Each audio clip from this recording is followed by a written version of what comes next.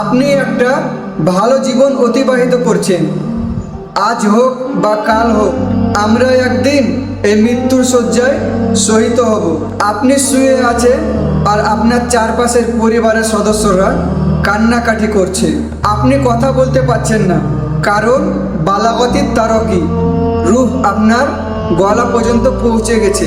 আপনি আমি এ ক্ষণস্থান বাসস্থান ছেড়ে চিরবিদায়ের পথে। এই শরীরটা আমাদের রুহের জন্য ক্ষণকালের বাসস্থান। আমরা এই শরীর ছেড়ে দেবারই পথে। আপনার মা পাশে দাঁড়িয়ে আছে, ভাই বোন এবং অন্যান্য আত্মীয় স্বজন সকলেই দাঁড়িয়ে আছে। সকলেই আপনার জন্য কান্নাকাটি করছে। ঠিক সেই সময় আপনার চোখ খুলে গেল। এমন কিছু দেখতে পাচ্ছেন যে আশেপাশের লোক কেউ দেখতে পাচ্ছে না। দেখতে পেলেন যে ফেরেশতারা নেমে আসছে। এমন কিছু দেখতে পাচ্ছেন আপনার আশেপাশের দৃশ্য কেউ দেখতে পাচ্ছে না, কিন্তু আপনি সবই দেখতে পাচ্ছেন, কারণ আপনার অদৃশ্যের পর্দা সারা জীবনের জন্য সরে গেছে। আর মানুষ যখন ফেরেশতাদের দেখতে পায়, তখন দু দলের মধ্যে যে কোনো এক দলের ফেরেশতাদের দেখতে পায়।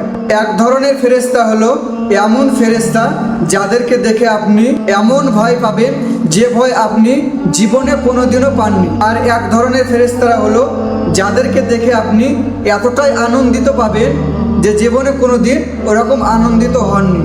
আর আয়াতে যে দলের ফেরেশতাদের নাম বলা হয়েছে তারা হলেন দ্বিতীয় দলের ফেরেশতা। তারা আপনার জন্য আনন্দের বার্তা নিয়ে আসবে, এমন বলবে, ভয় পেও না, দুঃখ করো না।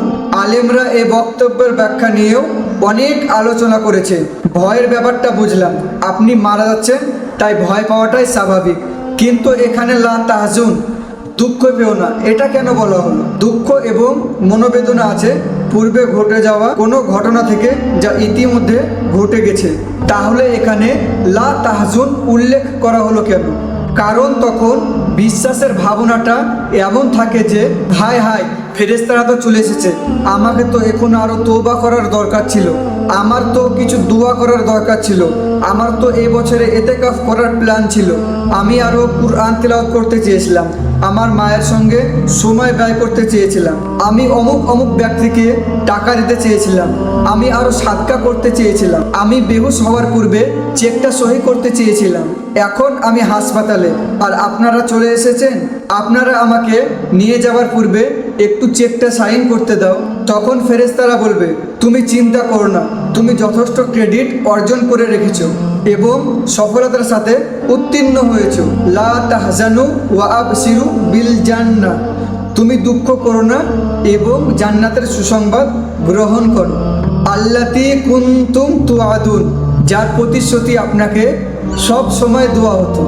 চিন্তা করে দেখুন, মানুষটি মৃত্যুর শয্যায়, তার আশেপাশের মানুষ সকলেই কান্না করছে, তার সেই সময় চোখের এক ফোঁটা পানি ফেলার শক্তিটাও থাকে না, কিন্তু ভিতরে ভিতরে তিনি চরম আনন্দিত, এমন আনন্দিত যে সে কোনো জীবনেও হয়নি, কারণ তিনি মাত্রই জান্নাতের গ্যারেন্টি পেলেন। আল্লাহ তাআলা চাইতে কে আমার আর আপনার সব থেকে বেশি যত্ন নেয়? কেউ না। কে সর্বদা আমাদের সাথেই ছিলেন যখন বিভিন্ন মানুষ আমাদের জীবনে এসেছে এবং চলে গেছে, যখন কিছু মানুষ আমাদের সাথে এসে ভালো আচরণ করেছিল আর কেউ কেউ আপনার সাথে খারাপ আচরণ করেছিল, সেই সময় সর্বদা আপনার সাথে কে ছিল?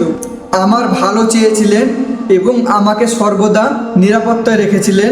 পরীক্ষা যেমনই হোক না কেন, কে আমার সারাক্ষণ সাথে ছিলেন, কখনো আমাকে পরিত্যাগ করেননি। দুনিয়ার মানুষের যত্ন ও ভালোবাসা ছেড়ে আমরা যখন কবরের জীবনে প্রবেশ করব, তখন আমরা কার যত্ন ও ভালোবাসার জীবনে প্রবেশ করব? চিন্তা করে দেখেন তো, আমরা মানুষের ভালোবাসা ও পরিত্যাগ করে পরিপূর্ণরূপে আল্লাহর যত্নে প্রবেশ করব, তখন আর অন্য কোনো মানুষ আমার আর আপনার যত্ন নিতে পারবে না। আর আল্লাহ হলেন এমন এক সত্তা, যিনি দুনিয়াতে আমি যত মানুষের যত্ন পেয়েছি সবার যত্নের চেয়েও যত্ন নিতে পারবেন এবং ভালোবাসবেন। হাদিসে এসেছে, ইমানদার ব্যক্তি কবরে প্রশ্নের উত্তর দেওয়ার পর আকাশ থেকে একজন ঘোষক বলবেন, অর্থাৎ আল্লাহ বলবেন, আমার বান্দা যখন বলেছে তখন জান্নাতের বিছানা বিছিয়ে দাও এবং তাকে জান্নাতের পোশাক পরিয়ে দাও। এছাড়াও তার জন্য জান্নাতের দিকে একটি দরজা খুলে দাও। রাসূলুল্লাহ সাল্লাল্লাহু আলাইহি সাল্লাম বলেছেন, তার দিকে জান্নাতি হাওয়া ও সুগন্ধি বইতে থাকবে। তিনি আরও বলেন যে ওই দরজা তার দৃষ্টিসীমা পর্যন্ত প্রশস্ত করা হবে। আল্লাহ তাআলা আমাদেরকে সঠিক পথে চলা তৌফিক দান করুক। আমিন।